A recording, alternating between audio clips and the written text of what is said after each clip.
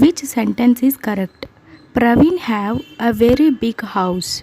Praveen has a very big house. Praveen has very big house. The correct answer is Praveen has a very big house. It is in present simple tense, right?